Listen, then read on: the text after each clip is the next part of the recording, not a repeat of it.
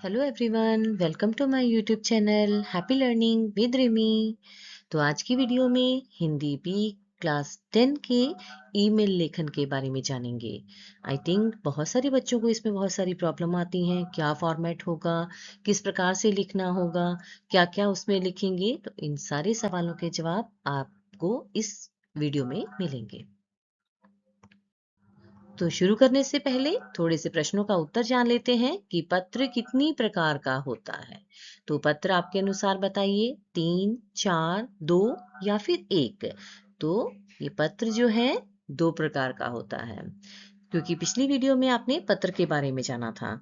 अब ये उससे थोड़ा सा रिलेटेड है, इसलिए थोड़ा सा पूर्व ज्ञान जानना जरूरी है। दूसरी चीज है, डाक द्वारा संदेश भेजने के माध्यम को निम्न में से क्या कह सकते हैं। क्या हम उसे ईमेल कह सकते हैं, पत्र कह सकते हैं, संदेश कह सकते हैं या बातचीत कह सकते हैं। तो ये है पत्र। पत्र हमेशा डाक द्वारा भेजा जाता है। तीसरा प्रश्न है, आजकल संदेश भेजने का सबसे तीव्र माध्यम क्या है। कौन सा तरीका है जिसके द्वारा हम संदेश जो है वो भेज सकते हैं जल्दी। तो क्या वो डाक द्वारा जल्दी पहुंचता है, कबूतर द्वारा पहुंचता है या किसी व्यक्ति द्वारा पहुंचता है या फिर ऑनलाइन माध्यम से। तो उसका उत्तर है ऑनलाइन। तो अगला आपका प्रश्न है, संचार के कौन कौन से माध्यम हैं। संचार मतलब the way of communication, sending messages. तो एक दूसरे को से बातचीत करने का या फिर संदेश भेजने का और कौन कौन सा माध्यम होता है या होते हैं। देखिए यहाँ पर आपको कितने सारे माध्यम मिले हैं। ऑब्वियसली आपका जवाब भी यही होगा।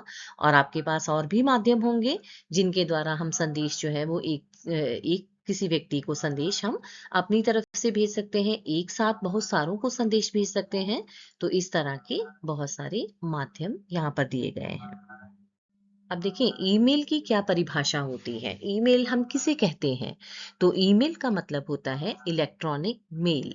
इंटरनेट के माध्यम से हम कुछ ही मिनटों में कुछ जानकारी या कोई संदेश या कोई रिक्वेस्ट, कोई आवेदना जो है वो हम या फिर कोई संदेश मैसेज जो है वो कुछ ही पलों में दूसरे तक पहुंचा सकते हैं। बच्चों को बहुत सारे डाउट्स आते हैं कि क्या प्रारूप होगा, कैसे लिखना है, क्या क्या लिखना है, कहाँ लाइन छोड़नी है, कितने पैराग्राफ में लिखना है। तो वो सारे डाउट्स हम आपके यहाँ पर क्लियर करने वाले हैं। तो अगर पहले प्रारूप देखें तो सबसे पहले प्रारूप में आ जाएगा बॉक्स। तो यहाँ पर बॉक्स बनाना है, तो आपने जब भी लिखना शुरू करना है तो ऊपर से पहले लाइन ड्रॉ करनी है, देन साइड से करनी है। बट नीचे वाली लाइन आप लिखने के बाद बंद करेंगे, क्योंकि आपको नहीं पता कि आपका जो आपकी ईमेल है वो कितने शब्दों में होने वाली है, कितनी लाइंस में आने वाली है। तो शुरू करते हैं इसके प्रारूप को देखते हुए। तो यहाँ पर सबसे पहले लाइन में, अब आपको ये भी डाउट रहेगा कि ये सारी लाइंस भी ड्रॉ करनी है यहाँ तक। तो ऐसा नहीं है। आपको ये लाइंस जो हैं वो आपकी जो आंसर शीट होगी उसमें भी रहेगी, आपकी नोटबुक है उसमें भी ये लाइंस रहती हैं। तो पहली लाइन में आप लिखेंगे भेजने वाले का, सेंडर का एड्रेस। तो सेंडर एड्रेस को कहते हैं प्रेषक हिंदी में, प्रेषक फ्रॉम। बट यहाँ पर मैंने ये समझाने के लिए फ्रॉम लिखा है, आप जो कि ये हिंदी एग्जाम है तो आप यहाँ पर फ्रॉम नहीं लिखेंगे। दूसरी चीज, आपने उसका नाम एंटर करते हुए यहाँ पर लिखते हुए ईमेल बनानी है जिसका नाम आप ईमेल लिखते हुए यूज करने वाले हो, इस्तेमाल करने वाले हो, या फिर क्वेश्चन में उसका नाम दिया गया है। उसकी सेकेंड लाइन में प्राप्तकर्ता, रिसीवर एड्रेस।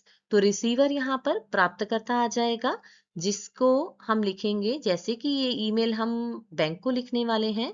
तो जैसे आपको पता है कि अगर हम बैंक को ईमेल लिखते हैं तो बहुत बार हमारे पास मैनेजर की आईडी नहीं होती है, तो हम कस्टमर केयर के थ्रू ही बैंक को अप्रोच करते हैं। तो हम यहाँ कस्टमर केयर को लिखते हुए डालते हुए यहाँ पर जैसे मैंने यहाँ HDFC बैंक लिखा है, आपका जो भी बैंक में खाता है वो आप यहाँ लिख सकते हैं और उसके बाद उसकी जीमेल जो है वहां पर बना सकते हैं। नेक्स्ट आ जाएगा यहाँ पर नेक्स्ट लाइन में CC। तो यहाँ पर CC होती है कि कार्बन कॉपी, और BCC ब्लाइंड कार्बन कॉपी। कई बार आपको एक ही ईमेल किसी दूसरे को भी भेजनी होती है या 2 या 3 लोगों को भेजनी होती है, तो उसकी कार्बन कॉपी में आप उनको अटैच कर सकते हो उनका। इसके बाद नेक्स्ट आ जाता है नेक्स्ट लाइन में BCC।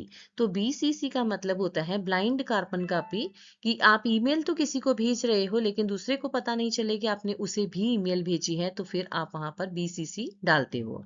लेकिन CBSE में ये दोनों चीजें ऑप्शनल आ जाती हैं। आप लिखना चाहते हैं तो लिख सकते हैं, अदरवाइज आप छोड़ सकते हैं। इसके बाद आ जाता है दिनांक। दिनांक आपको लिखनी है, जिस दिन आप ईमेल लिख रहे हो उस दिन की दिनांक लिखेंगे। उसके अगली लाइन में आप विषय लिखेंगे।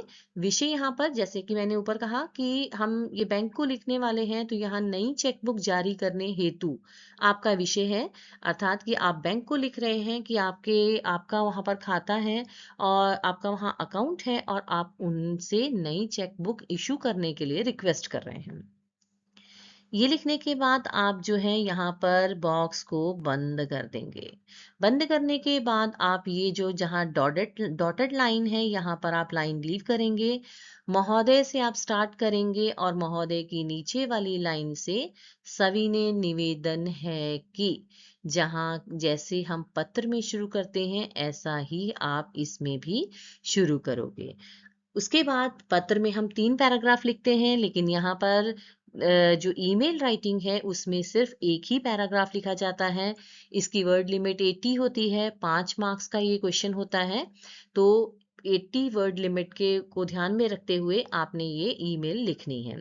तो आप इसमें सबसे पहले क्या करोगे कि पहली 2 लाइन में आप अपना इंट्रोडक्शन दोगे, अपने बारे में बताओगे कि आप कौन हैं, आपका अगर बैंक में खाता है तो खाता संख्या क्या है, तो वहां पर आप 10 डिजिट का कोई भी अकाउंट नंबर लिख सकते हैं।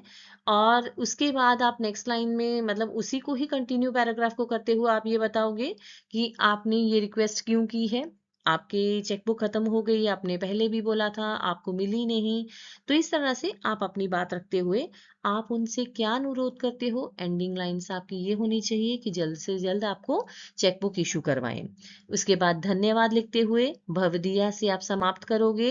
नाम आपने जैसे यहाँ पर अनिल कपूर है, अनिल कुमार है, तो वहां पर भी आपने ईमेल में भी अनिल के नाम से ईमेल बनाई है, तो आप इसमें नीचे भी अब एंडिंग में भी अंत करते हुए भी ईमेल का अनिल कुमार के नाम से आप इसको लिख सकते हैं। और इतना लिखने के बाद आप इस बॉक्स को बंद कर सकते हैं।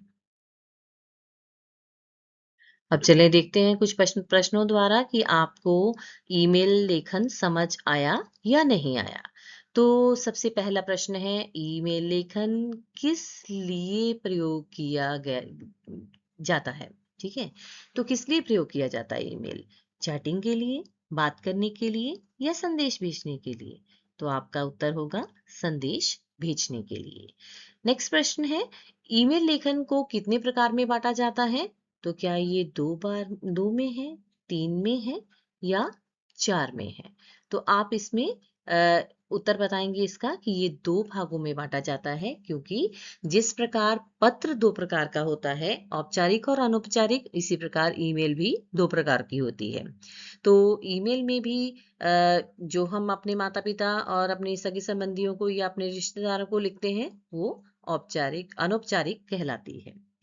उसके बाद नेक्स्ट हमारा प्रश्न आ जाता है कि ईमेल भेजने वाले को क्या कहा जाता है? तो क्या कहा जाता है जो ईमेल भेज रहा है, ठीक है, सेंडर को? तो क्या उसे प्राप्तकर्ता कहते हैं, क्या उसे प्रेषक कहते हैं या महोदय कहते हैं? तो यहाँ पर आ जाएगा प्रेषक, क्योंकि भेजने वाले को हिंदी में प्रेषक कहते हैं। उसके बाद चौथा प्रश्न है, माता पिता को ईमेल भेजना कौन सा माध्यम कहलाता है? अभी मैंने दूसरे प्रश्न में यहाँ पर आपको क्लियर किया, तो यहाँ पर माध्यम आ जाएगा अनौपचारिक। उम्मीद करती हूँ कि आपको ईमेल लेखन सही से समझ आया होगा। ये वीडियो आपको अच्छी लगेगी। वीडियो देखने के लिए बहुत बहुत धन्यवाद। और please like and subscribe my channel, hit the icon button, ताकि आपको जल्दी से जल्दी जो भी मैं वीडियो अपलोड करूँ उसका नोटिफिकेशन आपको जल्दी पहुंच जाए। Thank you so much.